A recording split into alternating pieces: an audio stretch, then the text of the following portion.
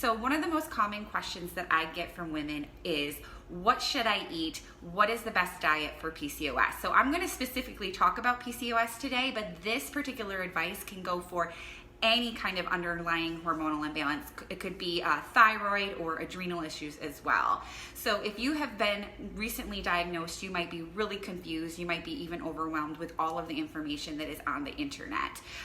Perhaps your doctor just told you to lose weight by exercising and eating less, but they didn't really give you any nutritional advice. Or maybe you even went to a nutritionist and they gave you a really strict regimen, maybe like 1,200 calories, and it's just really hard for you to maintain.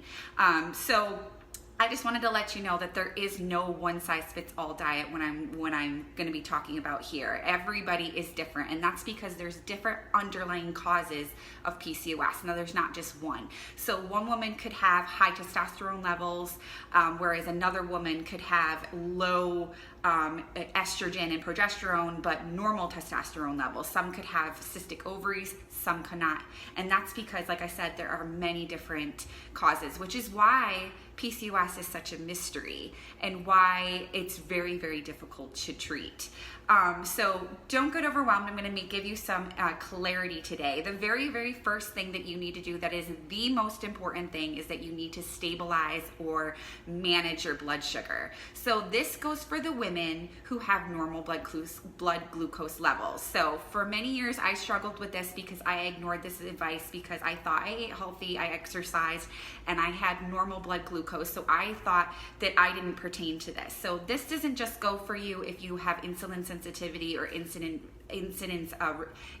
resistance. This goes for everyone that has PCOS. You must manage your blood sugar. So there's several things that you can do to manage your blood sugar. Number one is you can try a low to moderate carb. So not everyone does well with a low carbohydrate diet. Some women, specifically if you have adrenal issues, need to add a little bit more carbs, and you need to kind of experiment with your body or get help or support from a health coach as myself to figure out maybe what your specific tolerance is for carbohydrates. In general, you should just avoid processed foods because those tend to have hidden sugars in them. And in general, we know that we should probably avoid sugary kinds of treats in all around. You also want to pick the carbohydrates that you are going to eat. You want to be as unrefined as possible. So those are things like sweet potatoes. Those are like rice or quinoa. These are more complex carbohydrates, but they're not as processed as you would have bread or pasta and those kinds of things. In general, you just want to avoid those carbohydrates or those foods that are higher on the glycemic index. So this goes for fruit as well. If there are fruits that are higher on the glycemic index, you should try to avoid those. Those are things like melon, watermelon, even bananas are a little bit on the moderate side. You want to try to avoid those as much as possible. So I always suggest doing one carbohydrate per day, one fruit per day, and limit that to about a half of a carb per serving. And that goes for really all kind of carbohydrates. Try to limit half a cup serving per meal for carbohydrates. So if you're doing breakfast, I would do half a cup of oatmeal. For lunch, I would do half a cup of rice. If you're doing a moderate carb, then you would do another half cup at dinner. If you're doing low carb, you probably wouldn't do any carbs at nighttime. So that goes for fruit. Fruits, as far as I'm concerned, they are genetically modified to be sweeter nowadays than they were back when our grandparents were kids. So the berries and like strawberries and blueberries and raspberries, those are less sweet than the other types of fruits.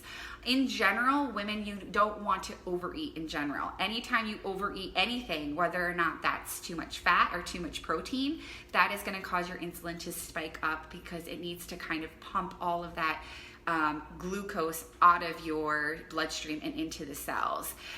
So women that do not have high blood glucose, so you have to follow all of these specific guidelines, but you also don't want to skip your meals. So you don't want to go too long in between meals because that's going to cause your blood sugar to drop down low, and that's not what we want. We want to keep it stable. We want to keep it the same as much as possible. We don't want this up and we don't want this low. So if you are more on the hypoglycemic side of things, then you also want to make sure that you're eating regular meals. Don't wait any longer than 3.5 hours if you're on that particular side. How do you know if you're hypoglycemic? Well, if you go too long between meals, you might get a little bit headachy, you might get irritable, you might get hangry. All of those kinds of things are symptoms, not just your stomach growling, that your sugar has dropped down way too low. So that was the first thing. I know that was a whole lot of information, but the second thing is you want to make sure that you heal your gut. You're getting plenty of gut-friendly foods because you want to reduce the inflammation.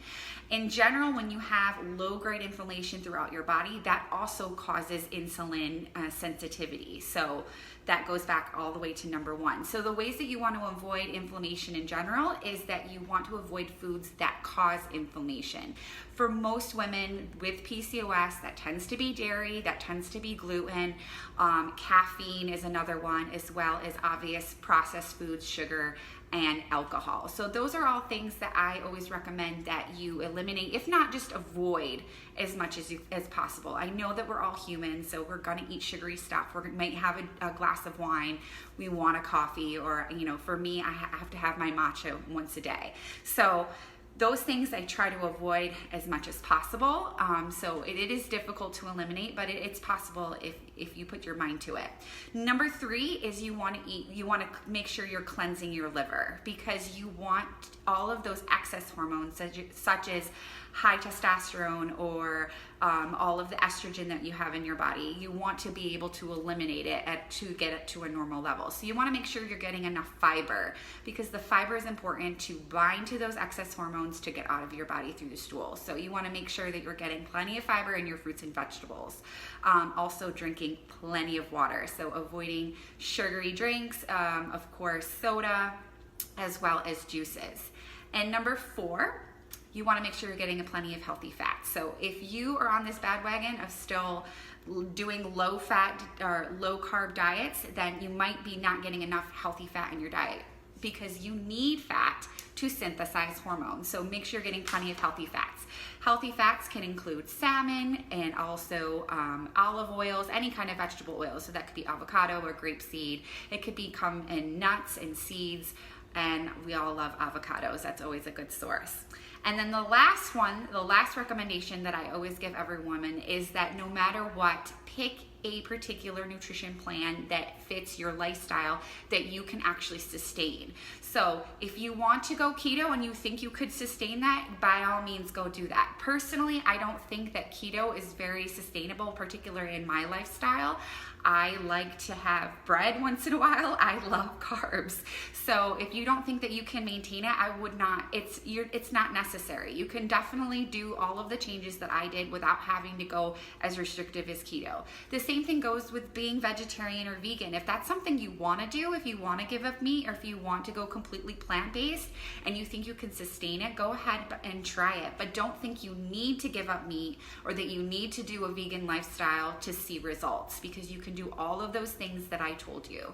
So that being said, if you need any support with you, I do one-on-one coaching right now as far as helping women guide them through this nutritional lifestyle to figure out what is right for them.